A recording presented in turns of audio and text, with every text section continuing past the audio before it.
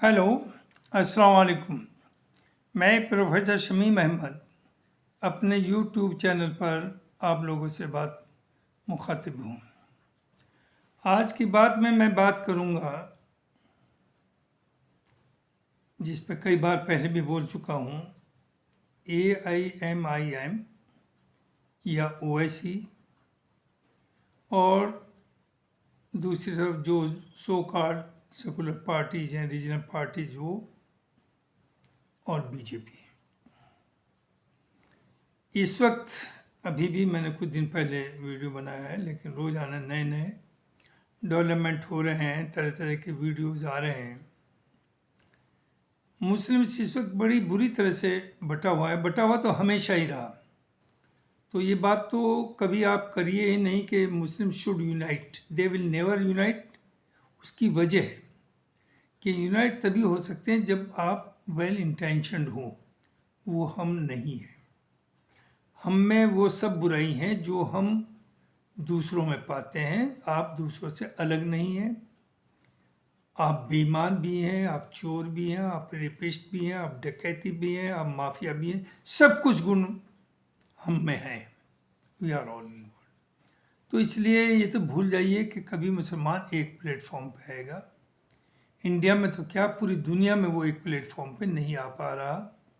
आपने रिसेंटली देखा कि 57 मुस्लिम मुल्क हैं। गाजा जहाँ एक तरफा मैसेकर हो रहा, जिसमें कोई आपका दूसरे मामलात इंटरनल इन्वॉल्व नहीं थे, एक इंसानियत के बतौर आप आगे आ सकते थे, लेकिन आप आगे नहीं आए, एक नहीं हुआ। खैर, उस पर तो बहुत से वीडियो मैंने बनाए हैं। अब आइए इधर। बिहार इलेक्शन के बाद ख़ास तौर से दो बात हो रही हैं। कुछ हमारे जो मुस्लिम पॉलिटिकल पार्टीज़ के दलाल हैं, मैं उन्हें दलाल वर्ड सोच समझ के यूज़ करता हूँ, गलती से नहीं करता हूँ। वो बार बार कह रहे कि साहब बिहार में ओवैसी ने बड़ा नुकसान पहुँचाया।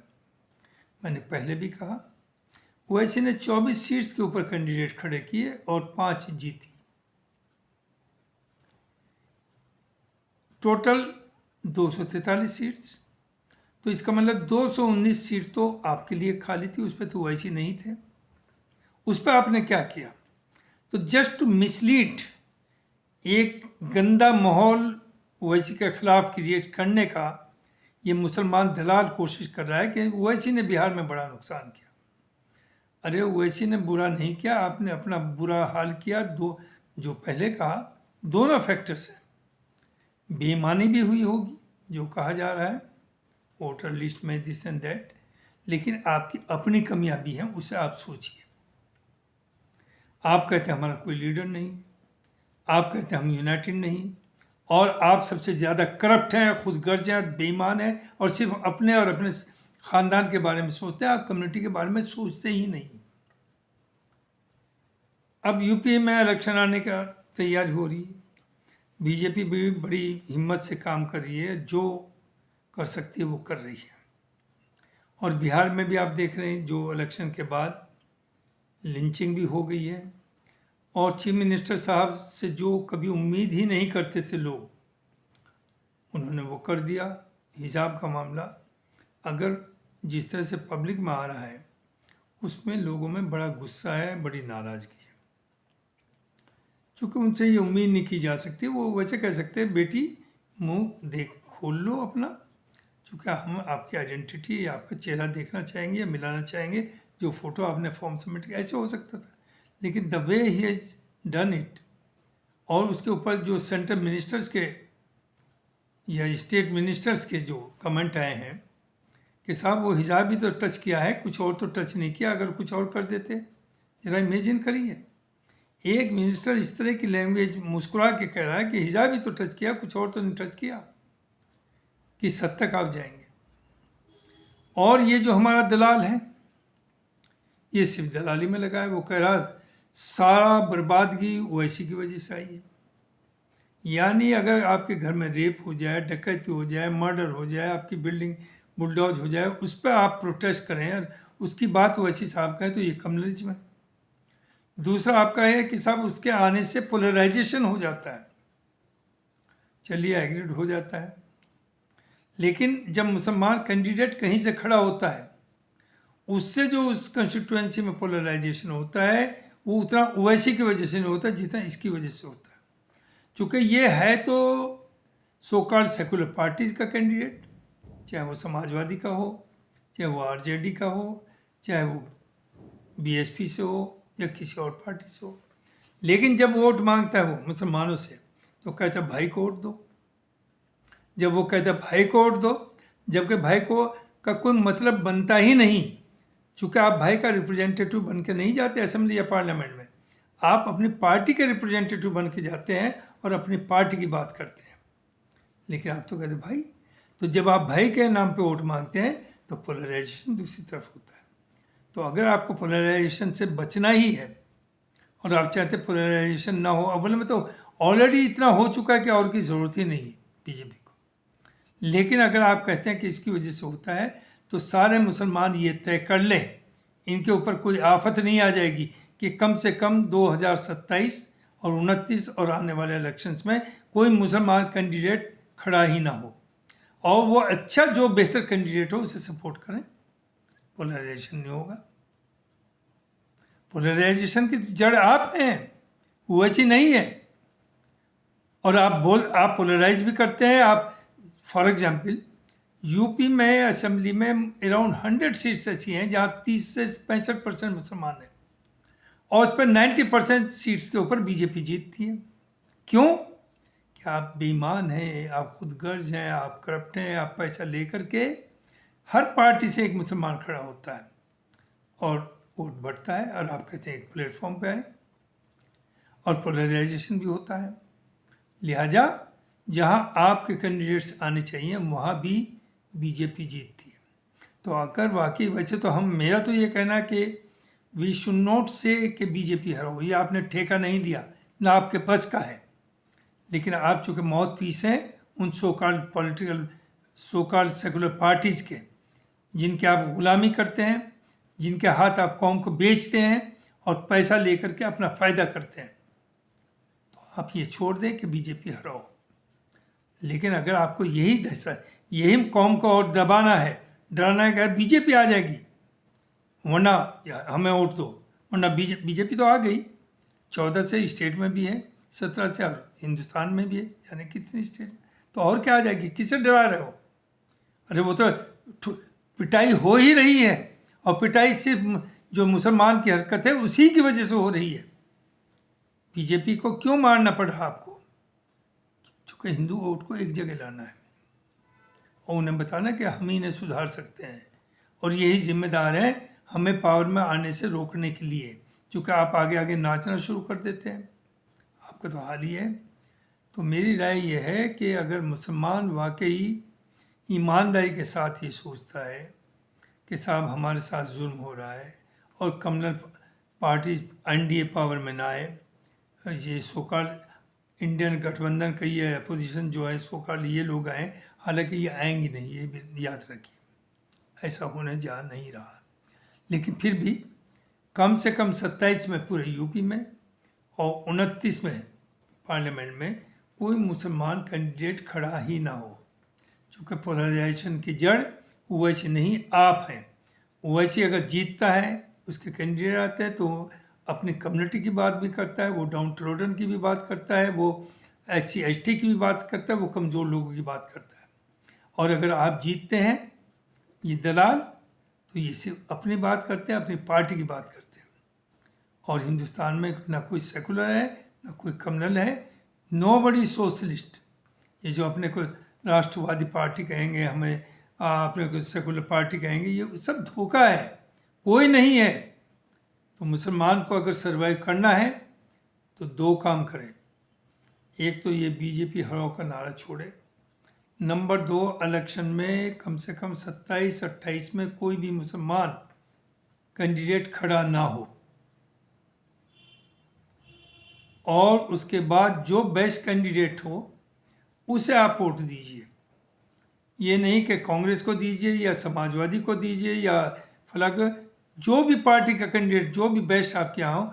चूँकि पार्टी ख़राब हो सकती है कभी कभी, जो आपको पसंद नहीं, ख़राब मीन्स, लेकिन उसका कैंडिडेट बहुत अच्छा हो सकता है। तो आप अच्छे कैंडिडेट्स को चुन के लाइए, वो असेंबली या पार्लियामेंट को चलाएंगे।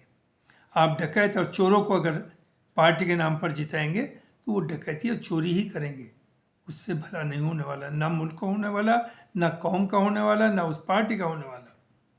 बदकिस्मती यह है कि समाजवाद पार्टी ने जब भी पावर में रही, या तो उनकी मोहब्बत समझिए, वो आपको कमज़ोर समझती थी, बेहद मदद करती थी, लेकिन हमने क्या फ़ायदा उठाया?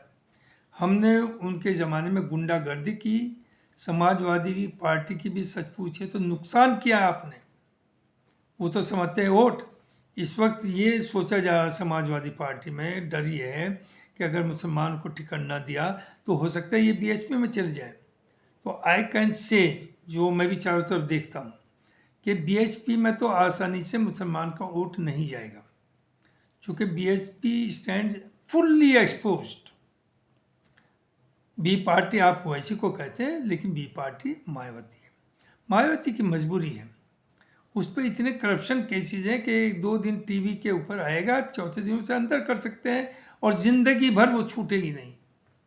तो उसे तो इसीलिए वो जिंदा रखे हुए हैं कि ये कैंडिडेट्स खड़े ले, पैसा भी कमाए, मुसलमान को फाइनेंशियली भी वीक करे, और फिर जो जाहिर फाइनेंस 10-10 करोड़ देकर के टिकट लेते हैं वो दमदार मुसलमान हैं, वो वोट भी अच्छा खासा काटेंगे मुसलमान का, तो इसलिए उसे जिंदा रखे हुए बीजेपी। लेकिन मुसलमान की गद्दारी देखिए कि अभी से लाइन लगी हुई है बीएसपी के टिकट के लिए। उन्हें ना कौम का मतलब है, उन्हें ना कम्युनिटी का मतलब है, ना उन्हें मुल्क का मतलब है, ना अपना सिर्फ अपना फ़ायदा चाहिए। तो आप मिसलीड ना हो। और दूसरी चीज़ जो सच्चाई है, जो आज का हालात है, अगर आज इलेक्शन हो जाए, जिस तरह से वोट काटे गए हैं, सीएम साहब का ये है कि 4.25 करोड़ के करीब वोट कटे हैं, वैसे इलेक्शन कमीशन का है अराउंड 3 करोड़ कटे हैं। तो ये समझ लीजिए जो बिहार में हो उससे बड़ा खेल यहाँ हो चुका है। और आज अगर इलेक्शन हो तो समाजवादी को 50 सीट से ज़्यादा मिलना मुश्किल है।